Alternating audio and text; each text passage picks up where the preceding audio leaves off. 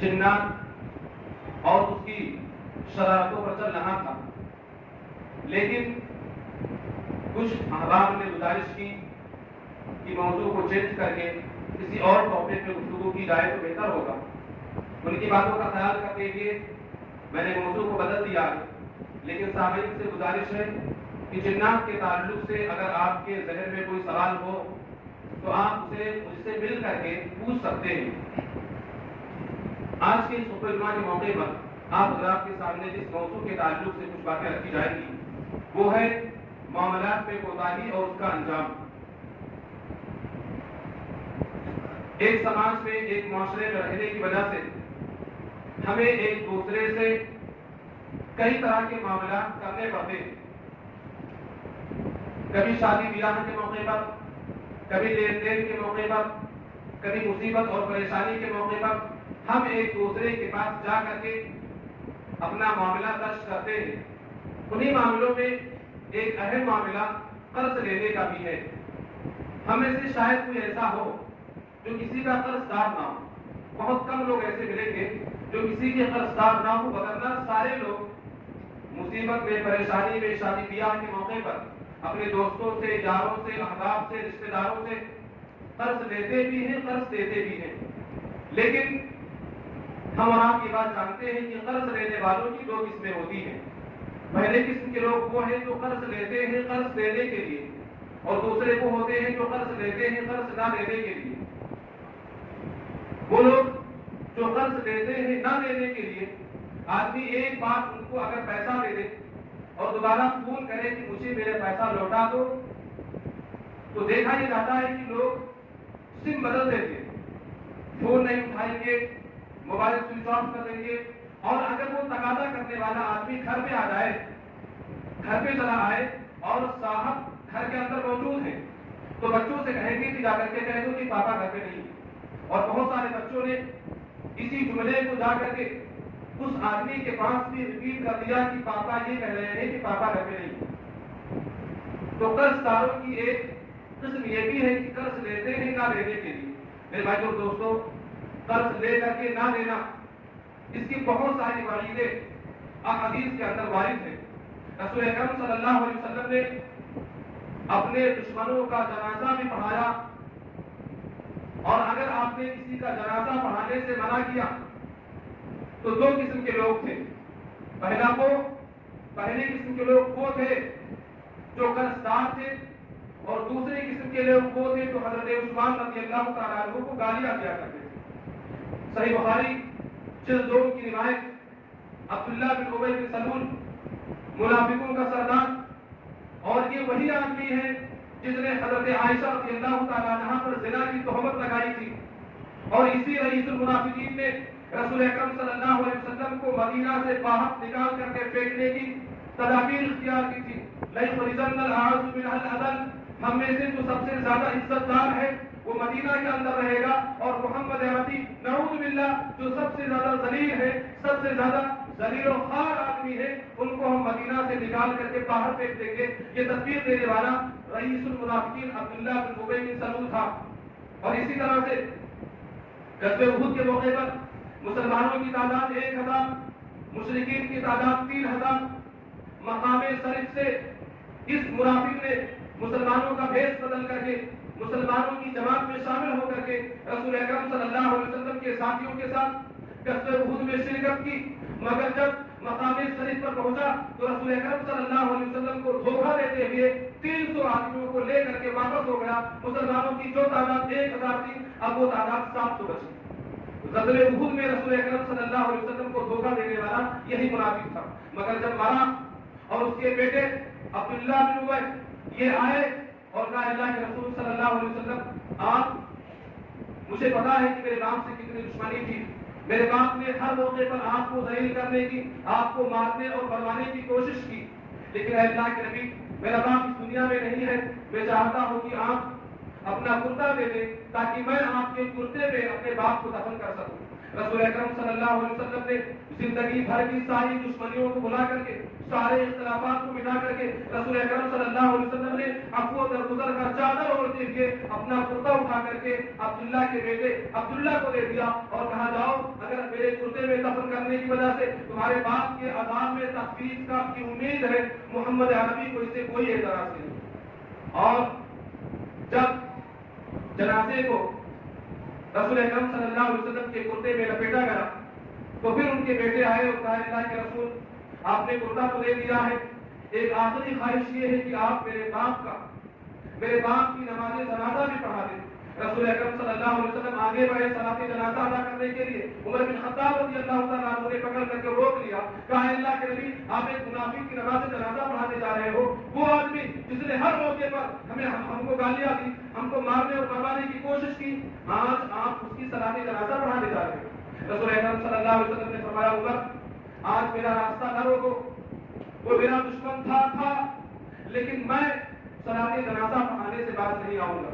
اللہ کے رسول صلی اللہ علیہ وسلم صلاۃ جنازہ پڑھانے کے لیے آگے بڑھے، جبریل امین وحی لے کر کے نازل ہوئے اور اللہ رب العالمین نے قرآن کریم کے اندر رسول اکرم صلی اللہ علیہ وسلم سے فرمایا کہ اے نبی آج کے بعد آپ کسی مشرک کی صلاۃ جنازہ، کسی منافق کی صلاۃ جنازہ نہیں ادا کراؤ گے، اور اگر آج آپ اس رئیس المنافقین کی صلاۃ جنازہ ایک بار نہیں 70 بار پڑھا دو تب بھی ہم اس کو معاف کرنے والے نہیں ہیں۔ رسول اکرم صلی اللہ علیہ وسلم نے تمام صحابہ کرام کو مخاطب کر کے فرمایا تھا کہ اگر آج 70 سے زیادہ مرتبہ عبداللہ بن ابی بن سلول کی صلاۃ جنازہ ادا کرنے سے میرا رب اس منافق کو معاف کر دیتا تو محمد عربی 70 سے زیادہ مرتبہ اس کی صلاۃ جنازہ پڑھانے کے لیے تیار تھا۔ مگر ایک مسلمان کا صلاۃ جنازہ، ایک مسلمان کی نماز جنازہ کا مسئلہ ہوا۔ سنن نسائی کی روایت، اللہ کے رسول صلی اللہ علیہ وسلم بیٹھے ہوئے تھے، ایک آدمی کی نماز جنازہ کا مسئلہ آیا، انہوں نے کہا اللہ کے رسول آپ ان کی نماز جنازہ پڑھا دیں۔ آپ نے فرمایا حل علیہ دین، کیا اس پر کوئی قرض ہے؟ اس نے کہا اللہ کے رسول اس پر کوئی قرض نہیں ہے۔ آپ نے اس کی صلاۃ جنازہ پڑھائی۔ پھر ایک صلاۃ جنازہ، ایک جنازہ لایا گیا، رسول اکرم صلی اللہ علیہ وسلم نے پھر سوال کیا حل علیہ دین، کیا اس پر قرض ہے؟ کہنے والوں نے کہا اللہ کے رسول اس لیے کچھ قرض دار ہے، یہ کسی کا قرض باقی ہے۔ رسول اکرم صلی اللہ علیہ وسلم نے تمام صحابہ کرام کو حکم دیا کہ جاؤ اس کی صلاۃ جنازہ تم پڑھ لو، محمد عربی اس کی صلاۃ جنازہ پڑھنے کے لیے تیار نہیں۔ ابو قتادہ انصاری رضی اللہ تعالیٰ عنہ آگے بڑھے اور کہا اللہ کے رسول صلی اللہ علیہ وسلم یہ میرا پیسہ باقی تھا، یہ میرے چند دینار باقی تھا، میں نے اسے معاف کر دیا۔ تب جا کر کے رسول اکرم صلی اللہ علیہ وسلم نے اس آدمی کی نماز جنازہ پڑھائی۔ اسی طرح سے سنن ترمذی کی روایت، ایک اور آدمی کو لایا گیا، رسول اکرم صلی اللہ علیہ وسلم نے اس آدمی کو دیکھ کر کے پوچھا کیا یہ وہی ہے جو میرے عثمان کو گالیاں دیا کرتا تھا؟ لوگوں نے کہا ہاں اللہ کے رسول، آپ نے کہا اٹھاؤ اس جنازے کو جو میرے عثمان کو گالیاں دیتا تھا، محمد عربی اس کی جنازہ پڑھانے کے لیے تیار نہیں ہے۔ میرے بھائی اور دوستوں، آج بہت سارے لوگ کہاں ہے انجینئر محمد علی مرزا کو سننے والے، ایک صحابیہ کو چن کر ان کو داغدار کرتا چلتا ہے اور ہمارے نوجوان اس کے فائد بنے ہوئے ہیں۔ اور میں یہ جملہ کہا کرتا ہوں، جتنے بھی لوگ محمد علی مرزا کو سننے والے ہیں، کعبے کے رب کی قسم وہ جماعت کے اعتبار سے اہل حدیث ہوں گے، جماعت کے اعتبار سے دیوبندی ہوں گے، جماعت کے اعتبار سے بریلوی ہوں گے، لیکن عقیدے کے اعتبار سے وہ شیعہ ہیں۔ باتوں سے پتہ چلتا ہے کہ آدمی کس منہج کا ہے، کس خیال کا ہے۔ جتنے بھی لوگ سنتے ہیں انہیں ابھی آپ بٹھا کر کے باتیں کرنے لگو، تب پتہ چلتا ہے کہ اس کے دل میں صحابہ کرام کی نئی کتنی نفرت اور کتنا بغض بھرا پڑا ہے۔ اس نے شیعیت کا جو انجیکشن لگایا ہے مسلمانوں کے اندر، مسلم نوجوانوں کے اندر، لوگوں کو پتہ بھی نہیں ہے اور شیعہ بنے بیٹھے ہیں۔ یہ میں پوری ذمہ داری کے ساتھ کہہ رہا ہوں میرے بھائی اور دوستوں، جو اس بات کو گالی دے، نبی نے اس کی صلاۃ جنازہ پڑھانے سے انکار کر دیا۔ بات قرض پہ چل رہی تھی کہ اگر کوئی قرض دار ہے، نبی نے اس کی صلاۃ جنازہ پڑھنے سے منع کر دیا۔ آپ نے خود کہا کہ تم پڑھ لو، مجھے پڑھنے کی ضرورت نہیں۔ ہمیں سے کتنے ایسے لوگ ہیں جو قرض لیتے ہیں نہ دینے کی، باقاعدہ گھماتے ہیں، چکما دیتے ہیں، سم بدل دیتے ہیں، نمبر کو بلاک کر دیتے ہیں تاکہ پیسہ نہ دینا پڑے۔ ابن ماجہ کی روایت، رسول اللہ صلی اللہ علیہ وسلم نے فرمایا نفس المؤمن معلقۃ بدین حتی یقضی علیہ، ایک مسلمان، ایک مومن کی روح مرنے کے بعد معلق رہتی ہے اس قرض کی وجہ سے، جب تک قرض کو چکایا نہیں جائے گا وہ نفس و روح معلق رہے گی۔ مفسرین شارحین حدیث اس حدیث کی شرح کرتے ہوئے وہ لکھتے ہیں اے محبوسۃ عن الدخول فی الجنہ، جنت میں جانے سے اس روح کو روک دیا جاتا ہے جب تک قرض کی ادائیگی نہ ہو جائے۔ سنن نسائی کی روایت, رسول اللہ صلی اللہ علیہ وسلم بیٹھے ہوئے تھے, رسول اللہ صلی اللہ علیہ وسلم خطبہ دے رہے تھے منبر پر. ایک آدمی نے سوال کیا, اللہ کے رسول, کیا اگر میں اللہ کی راہ میں شہید کر دیا جاؤں, ایکفر عنی خطایا ایکفر عنی سیئاتی, اے اللہ کے نبی کیا میرے سارے گناہ معاف ہو جائیں گے؟ رسول اللہ صلی اللہ علیہ وسلم کچھ دیر کے لیے خاموش ہو گئے, آپ نے جواب نہیں دیا. آج سوشل میڈیا پر بہت سارے ایسے لوگ مل جائیں گے, آپ سوال پوچھو فٹافٹ جواب, چیلنج بھرے انداز میں یہ کہتے ہیں کہ تب ہو مجھ سے سوال. یہاں نبی کا تعلق جبرائیل سے مضبوط تھا, ہر سوال کا جواب نبی نہیں دیا کرتے تھے. رسول اللہ صلی اللہ علیہ وسلم بھی انتظار کیا کرتے تھے, رسول اکرم صلی اللہ علیہ وسلم بھی ویٹ کیا کرتے. آج سوشل میڈیا پر غلط جواب دیے جاتے ہیں. ایسا نہ ہو, اور یہ نہیں بولے کہ مجھے پتا نہیں, اندازہ ہے, خطرہ ہے, ویوز والے کم ہو جائیں گے, فالوور کم ہو جائیں گے, اس لیے جواب دو. وہ جواب صحیح ہو یا غلط ہو, جواب دو تاکہ اپنی جو فالوور ہے, اپنے جو فالوور ہیں, یہ سب بنے. رسول اللہ صلی اللہ علیہ وسلم سے سوال کیا تھا, آپ کو جواب نہیں معلوم ہوتا آپ خاموش ہو رہا.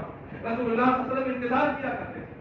اس آپ نے سوال کیا, اللہ کے نبی اگر میں رب العالمین کی راہ میں شہید کر دیا جاؤں تو کیا میرے سارے گناہ معاف ہو جائیں گے؟ اللہ کے رسول صلی اللہ علیہ وسلم خاموش رہے. کچھ دیر کے بعد آپ نے پوچھا کہ وہ آدمی کہاں ہے جس نے مجھ سے سوال کیا. وہ آدمی دوبارہ کھڑا ہو, اس نے کہا, اللہ کے رسول میرا سوال یہی ہے کہ کیا میں اللہ رب العالمین کی راہ میں اگر شہید کر دیا جاؤں تو میرے سارے گناہ معاف ہو جائیں گے؟ رسول اکرم صلی اللہ علیہ وسلم نے فرمایا, نعم, تمہارے سارے گناہ معاف ہو جائیں گے الا الدین, سوائے قرض کے. صحابنی بھی جبریل آنفا, ابھی جبریل امین نے آ کر کے مجھ سے بتایا ہے کہ محمد سوال کرنے والے کو جواب دو کہ تمہارے سارے گناہ معاف ہو جائیں گے, تم شہید ہو جاؤ گے, تمہارے سارے گناہ معاف ہو جائیں گے, لیکن قرض معاف نہیں. اور شہید کی فضیلت ابھی میں نے جو آیت کریمہ تلاوت کی, اللہ رب العالمین نے فرمایا یہ درجہ اگر کسی کو حاصل ہے تو صرف شہید کو حاصل ہے. اللہ تعالیٰ نے مخاطب کر کے فرمایا کہ جو میری راہ میں شہید ہوتے ہیں انہیں مردہ مت کہو, جو میری راہ میں قتل کر دیے جاتے ہیں انہیں مردہ مت کہو. کتنے نمازی پرہیزگار, کتنے اللہ کے اولیاء والے, بہت متقی پرہیزگار لوگ دنیا میں آئے چلے ہیں. اللہ تعالیٰ نے کسی کے تعلق سے نہیں کہا کہ اگر وہ مر جائے تو اسے مردہ مت کہو. اگر یہ لقب کسی کو دیا تو رسول اکرم صلی اللہ علیہ وسلم اللہ رب العالمین نے شہید کو دیا کہ جو میری راہ میں مار دیا جائے اسے مردہ نہ کہو, وہ میرے پاس زندہ ہے, اس کو روزی میں دیتا. یہ لقب اگر کسی کو ملا تو شہید کو.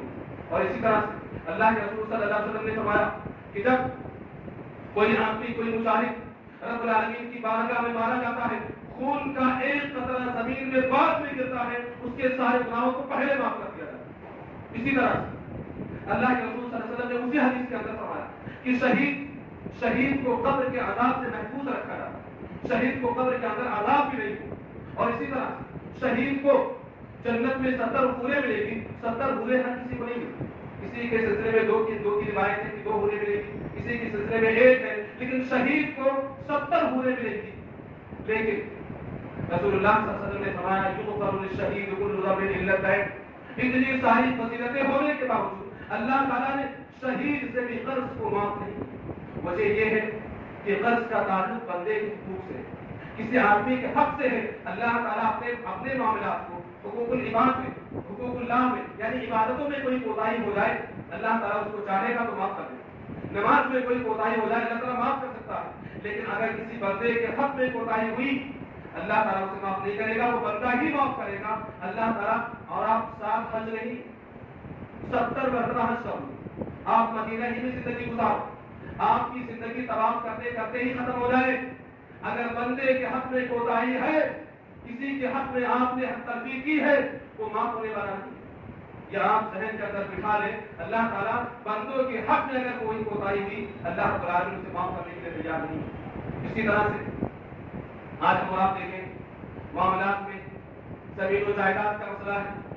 لوگ اپنے بھائیوں کی زمینیں ہڑپ لیتے ہیں, اپنے بھائیوں کی زمینیں ہڑپ لیتے ہیں, اپنے سگے بھائیوں کی زمینوں پر قبضہ کر کے رکھتے ہیں. اللہ کے رسول صلی اللہ علیہ وسلم نے فرمایا من اخذ شبرا من الارض بغیر حقه طبقه يوم القيامه 70 عرضا. جو آدمی ایک بارش زمین ناحق کسی کی لے لے, اللہ تعالیٰ کا قیامت کے دن 7 زمینوں کا توق اس کے گھر میں ڈال دے. 7 زمینوں کا توق کا مطلب یہ ہے کہ جتنے ایریے میں اس نے زمین پر قبضہ کیا وہ پوری 7 زمین نہیں, جتنے ایریے میں جتنی جگہ میں اس نے قبضہ کیا ہے اس اتنے ہی ایریے کے ساتھ پورے اندر کی زمینیں نکال کر کے اس کے گلے میں ڈال دی جائیں گی. یہ پوری 7 زمین مراد نہیں ہے. جتنا ایریا آپ نے ناحق قبضہ کیا ہے اتنا ایریا جو 7 طبقہ ہے زمینوں کا اس کو نکال کر کے اس آدمی کے گلے میں ڈال دیا جائے. یہ ہے بندوں کے حق میں کوتاہی کا انجام. اسی طرح سے صحیح بخاری کی روایت اللہ کے رسول صلی اللہ علیہ وسلم نے ایک مرتبہ صحابہ کرام سے پوچھا اتدرون ما المفلس، اے میرے صحابہ یہ بتلاؤ غریب کون، فلاس کون ہے، مفلس کون ہے؟ صحابہ کرام نے کہا اللہ کے رسول من لا درہم له ولا متاع، اے اللہ کے رسول جس کے پاس روپیہ پیسہ نہ ہو، دولت نہ ہو، جائیداد نہ ہو، وہ مفلس. میرے نبی نے فرمایا نہیں وہ مفلس نہیں ہے. میری امت کا مفلس غریب فلاس فقیر وہ آدمی ہے جو کل قیامت کے دن آئے گا، نمازوں کی نیکیوں کا انبار ہوگا، روزوں کی نیکیوں کا انبار ہوگا، زکات کی نیکیوں کا انبار ہوگا. وقد شتم هذا وقد ضرب هذا وقد سفك دم هذا وقد قذف هذا. لیکن غلطی یہ ہوگی کہ اس نے کسی کو تماشا مارا. آج ہم دیکھیں اس حدیث کے اندر اللہ کے نبی نے بہت چھوٹی چھوٹی باتوں کا تذکرہ کیا. کسی کو اس نے تماشا مار دیا ہوگا، ناحق کسی کو گالی دی ہوگی، کسی پر بہتان لگایا ہوگا. آج دیکھا نہیں جاتا کہ لوگ اپنی ناک کو بچانے کے لیے جو منہ میں آئے بولتے چلے جاتے ہیں. یہ نہیں سوچتے کہ یہ بات صحیح ہے کہ غلط ہے. اپنی ناک بچانے کے لیے، اپنی عزت کو بچانے کے لیے جو منہ میں آئے بول بکتے رہو. اللہ کے رسول نے فرمایا یہ نمازیں، یہ نیکیاں، یہ عبادات، یہ سب صحیح ہے. لیکن وہ آدمی جو مفلس ہوگا میری امت کا، اس نے کسی کو گالی دی ہوگی، کسی کو تماشا مارا ہوگا، کسی پر تہمت لگائی ہوگی اور کسی کا ناحق خون بہایا ہوگا. اور جن کے ساتھ اس نے یہ کام کیا ہوگا کل قیامت کے دن وہ سارے کے سارے لوگ لائن لگا کر کے کھڑے رہے. حاجی صاحب کو کھڑا کیا جائے گا، نمازی صاحب کو، سب کو خیرات کرنے والوں کو کھڑا کیا جائے گا اور ایک لائن لگی ہوئی ہے مظلوموں کی. گالیاں دی ہوگی، آپ اندازہ لگاؤ، جس کو ہم توجہ بھی نہیں کرتے. ہم ذرا سوچتے کہ گالیاں دی ہوگی، تماشا مارا ہوگا اور معمولی چیزوں کا تذکرہ کیا. اب کیا جائے گا؟ حاجی صاحب، نمازی صاحب، فیاض صاحب کی نیکیاں اٹھا کر کے ان مظلومین کو، جن کو تماشا مارا ہوگا، جن کو گالیاں دی ہوگی، جن پر تہمت لگایا ہوگا، ان کی نیکیاں اللہ تعالیٰ دیتا چلا جائے. اب حاجی صاحب کی نیکیاں تو جا رہی ہیں، نیکیاں ختم ہو گئی، لیکن اب بھی جن کو گالی دی تھی، جن پر تہمت لگایا تھا، وہ لوگ کھڑے ہیں، ابھی باقی ہے. اب اللہ تعالیٰ انصاف کرتے ہوئے کہے گا کہ اب ان کے گناہوں کو اٹھا کر کے حاجی صاحب کے اوپر ڈال دیا، نمازی صاحب کے سر پر ڈال دیا جائے اور ان لوگوں کے گناہوں کو اٹھا کر کے ان کے اوپر ڈال دیا جائے گا اور فرشتے گھسیٹ کر کے جہنم میں ڈال دیں. میرے بھائیو دوستو، معاملات میں کوتاہی نہیں ہونی چاہیے، کسی کے حق میں ناانصافی نہیں ہونی چاہیے. بات حق کی بولو، ڈنڈے کی چوٹ پہ بولو. کسی کے ساتھ ناانصافی نہیں، کسی کے ساتھ ظلم نہیں ہونا چاہیے. کچھ بھی ہو جائے، اور بہت سارے لوگوں کو دیکھا جاتا ہے حق کے معاملے میں بہت آگے رہتے ہیں، الحمدللہ میں نے اس کا مشاہدہ. تو کسی بندے کو اس میں کوتاہی کہ اللہ رب العالمین معاف نہیں کرے. اسی طرح سے اللہ کے رسول صلی اللہ علیہ وسلم، اللہ کے نبی دیکھے معاملات کے سلسلے میں کتنے چوکنا رہا کرتے، جن کے سارے گناہوں کو معاف کر دیا گیا. ایک مرتبہ آپ صلی اللہ علیہ وسلم جنگ کی سب بندی کر رہے تھے، صحابہ کرام کو صحیح سے کھڑا کر رہے تھے. اسی نے صحابہ کو سواد کو دیا کہ ان کا پیٹ تھوڑا سا سب سے باہر نکلا ہوا. اللہ کے رسول صلی اللہ علیہ وسلم نے تیر سے ان کو ذرا دھکا دیا کہ تم سب کے اندر ہو جاؤ، سب برابر ہو جائے. صحابی نے کہا اللہ کے رسول آپ نے مجھے تکلیف پہنچائی ہے، میرے کو بدلہ چاہیے. اللہ کے رسول صلی اللہ علیہ وسلم نے کہا کہ بدلہ لے لو. صحابی نے کہا کہ اللہ کے رسول آپ نے جب مجھے تیر سے اشارہ کیا تھا، ذرا سا دھکا دیا تھا، تو میرے پیٹ پہ کپڑے نہیں. رسول اکرم صلی اللہ علیہ وسلم نے یتیم مکہ نے اپنے پیٹ سے اپنے کرتے کو اٹھایا اور کہا صبح آج بدلہ لے لو. محمد کریم قیامت کے دن کسی کو اپنے حق میں ظالم نہیں دیکھنا چاہتا، کسی کو مظلوم نہیں دیکھنا چاہتا. سارے صحابہ کرام پریشان، سبھی صحیح پڑی تھی آسمان ساتھی کا بیچارہ کہ آج ایک صحابی، ایک معمولی صحابی نبی کریم صلی اللہ علیہ وسلم کو مارنے جا رہا ہے، نبی کے پیٹ میں چھڑی لگانے جا رہا ہے. تمام کے تمام صحابہ کرام پریشان تھے. سواد بن خزیہ نے پڑھ کر کے رسول اکرم صلی اللہ علیہ وسلم کے پیٹ کو بوسا دیا اور کہا اللہ کے رسول جنگ میں جا رہا ہوں، ہو سکتا ہے کہ نہ واپس آ سکوں. میری خواہش یہ تھی کہ آخری وقت میں میرا چمڑا آپ کے چمڑے سے چمٹ جائے.